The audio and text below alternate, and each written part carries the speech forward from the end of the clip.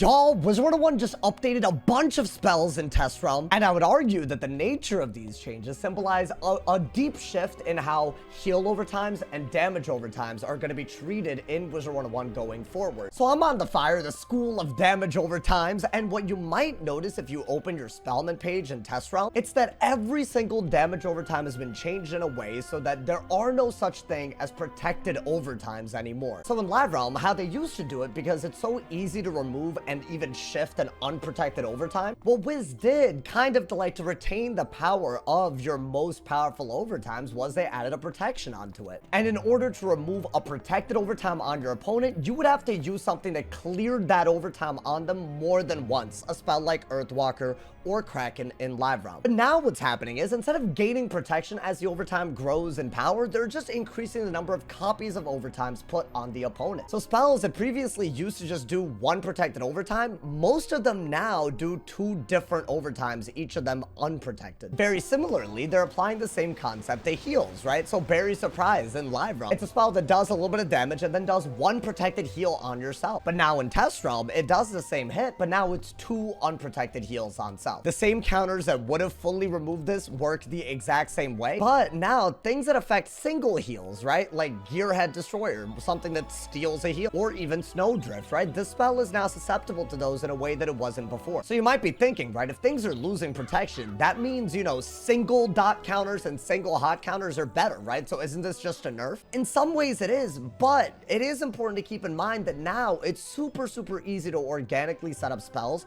that do extra damage when you have multiple heals on yourself or multiple damage overtimes on your opponent. Right, Shark, if you actually have two heals on yourself, it does over 800 damage to your opponent for a simple 3 pip. In Live Realm, you would have had to Bury Surprise twice in order to set up the best version of this. Now it's just once. That's a big difference. And this difference is going to be felt as we look at the conditionals that are even better, right? Like, I think Storm Djinn is going to be absolutely ridiculous, right? This is one of the few spells, for some reason or another, that has a ×2 multiplier for having heals on yourself. This does 1700 damage, and all you have to do to set it up now is Bury Surprise once. So it's a nerf in the sense that, yes, things that affect hots and dots, like once, they are way better. They're always technically useful. But there are now combos that you can set up to do extra damage that you can pressure. It's just higher risk and higher reward. Now, how do I feel about this? I do think that the idea of protected heals and protected damage overtimes is more confusing than just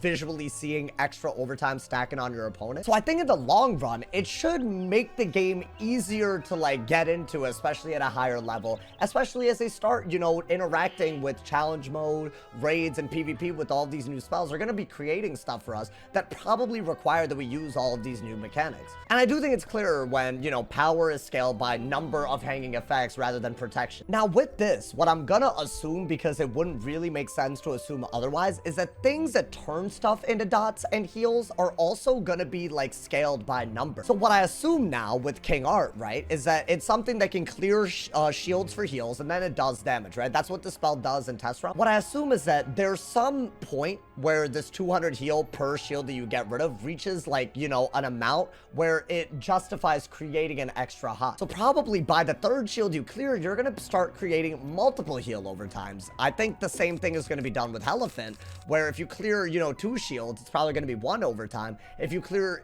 4 shields, it might become 2 overtime. I assume that is what's going to happen. Now that, in my opinion, is more confusing, and I feel like the card doesn't really tell you when the breaking point is for creating extra hanging effect. I think it's very worth mentioning that in Live Realm right now, this spell only clears 3 shields. So when this goes into the live servers, people are gonna already have to adapt to the fact that this is a different spell than what they're used to. So it would be nice if something about the way this card was written, or maybe there was an added explanation, something that clarified basically how many copies of stuff you end up with, depending on how much stuff you interact with. Because otherwise, every spell change in the future is gonna come with extra layers of confusion that I don't think is necessary. So while I do think just spells that just don't have a condition or don't counter stuff, you know, they'll look simpler because it's easier to tell that something's just more powerful when it has more copies of itself. While that part should be simpler, I feel like other things are going to be more complicated. Right now,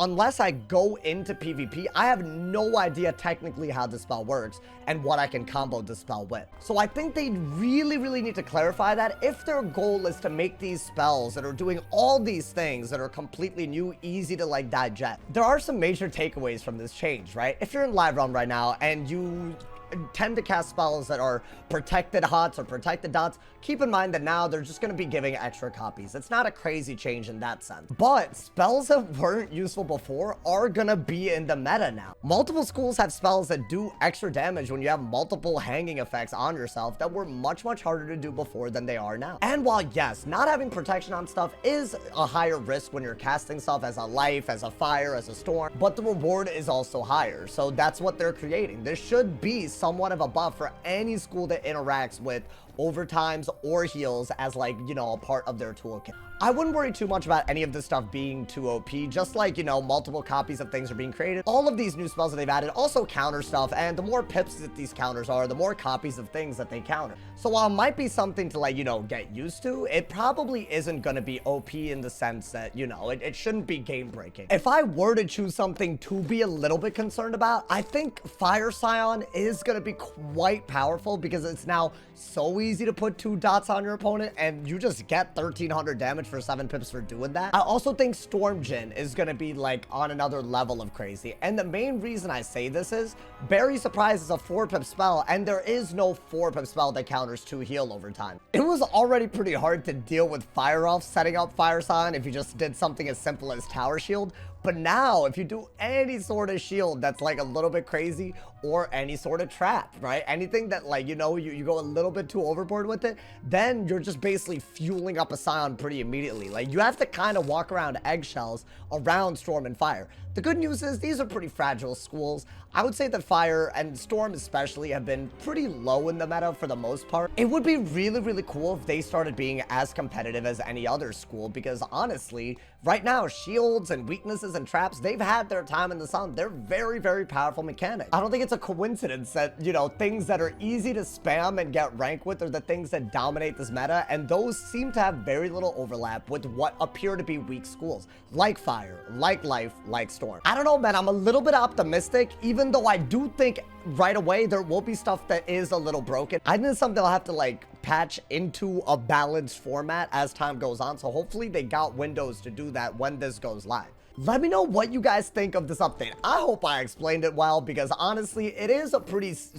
you know, serious change. But I am excited to see the new combos that people pull off, the new spells that people do. Maybe, you know, spells looking more understandable with this change. There could be a lot of good things that come out of this. Let me know what you guys think of this change. I look forward to reading all of y'all's comments. Drop a like if you enjoyed. Leave a sub if you're new. And if somebody hasn't told you you're awesome today, they doing something wrong, turn on noties for tons of extra test realm content. And yeah.